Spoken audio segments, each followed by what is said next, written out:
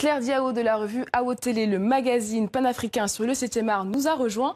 Mais avant, je vous propose de découvrir le film de Kauter Benania, le combat solitaire et sans merci d'une Tunisienne pour tenter de faire condamner ceux qui l'ont violée. Estelle Martin.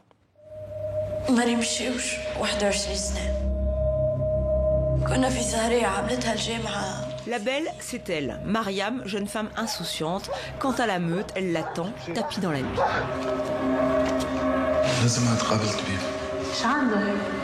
Ça parle d'un viol, mais on ne montre pas le viol. Ce n'est pas la violence directe qui m'intéresse, mais c'est notre rapport à l'institution. La violence comme ça, sournoise, cachée. Une jeune Tunisienne violée par des policiers, cette histoire vraie, Kauter Benania l'a tournée comme un thriller. Je voulais que les spectateurs plongent comme ça dans l'instant, dans le moment, dans le temps réel. Et le temps réel au cinéma, c'est le plan séquence. Je voulais aussi que la caméra elle épouse sa vibration et sa pulsion à elle. Au début, c'est son compagnon d'infortune, Youssef, qui la pousse à défendre ses droits. Mais peu à peu, la jeune femme s'émancipe et s'affirme.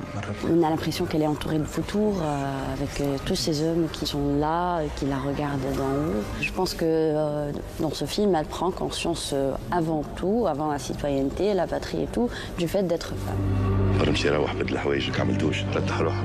Et pourtant, on peut aussi y voir le portrait de la Tunisie d'aujourd'hui, même la réalisatrice en cours. Peut-être inconsciemment, je pense à la Tunisie dans cette période de transition, à cette jeune démocratie qui se bat, qui lutte pour avancer malgré les menaces, malgré les dangers. Effectivement, en fin de compte, je me dis que l'héroïne de mon film, elle ressemble un peu à cette Tunisie en transition. Une Tunisie qui se cherche et qui finit par se révéler comme son héroïne. Alors Claire, ce film a été un véritable coup de cœur à AO Télé. Oui, c'est un film que nous avons repéré au Festival de Cannes dans la section Un certain regard et qui nous a particulièrement plu. D'abord parce que c'est l'adaptation d'un fait réel, celui d'une Tunisienne qui a été violée pas par n'importe qui mais par des policiers. Et ensuite parce que justement dans la mise en scène mise en place par Kauter Benania, il y a toute une approche par rapport au viol. C'est-à-dire le viol au cinéma, on en a plein, on l'a beaucoup vu. Et soit les cinéastes s'attardent sur l'acte lui-même et la violence faite à la femme, soit on s'intéresse comme Kauter Benania à la violence de l'institution. Et c'est ça qui est particulièrement intéressant dans le choix de plan-séquence, c'est qu'on va suivre la solitude de son personnage face aux institutions qui la condamnent finalement une deuxième fois. On a vraiment l'impression d'être avec l'héroïne.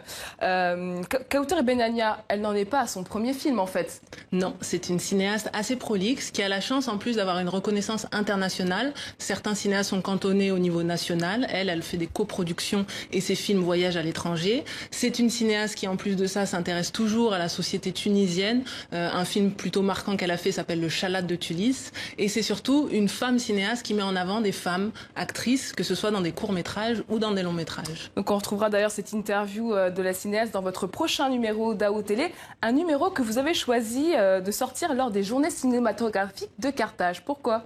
Parce que le principe de notre revue, c'est de sortir à l'occasion des grands rendez-vous cinématographiques du continent, que sont les JCC, donc le Festival de Carthage, le FESPACO au Burkina Faso ou le Festival de Durban en Afrique du Sud. Plutôt qu'être minoritaire dans des grands festivals comme Cannes, Venise, Berlin, nous souhaitons attirer l'attention sur les grands festivals du continent. Et Carthage en est un. Ça n'était pas créé par n'importe qui, mais par un critique de cinéma, Tahar Sheria, en 1966. C'est un rendez-vous de tous les cinéphiles. Il célèbre cette année sa 28e édition. Et donc nous serons comme d'habitude au rendez-vous. Et cette année, à l'honneur, les cinémas algériens et sud-africains.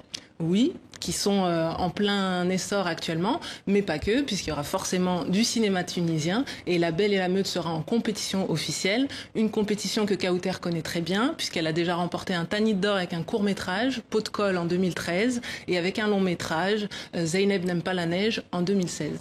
Et pour ceux qui ne participeront pas aux journées cinématographiques de Carthage, pas d'inquiétude, le film sort le 12 novembre en Tunisie et il est à l'écran en France depuis le 18 octobre. Merci Claire Diao, je rappelle que vous êtes la cofondatrice de la revue panafricaine de cinéma AO Télé et le numéro 8 sort cette semaine.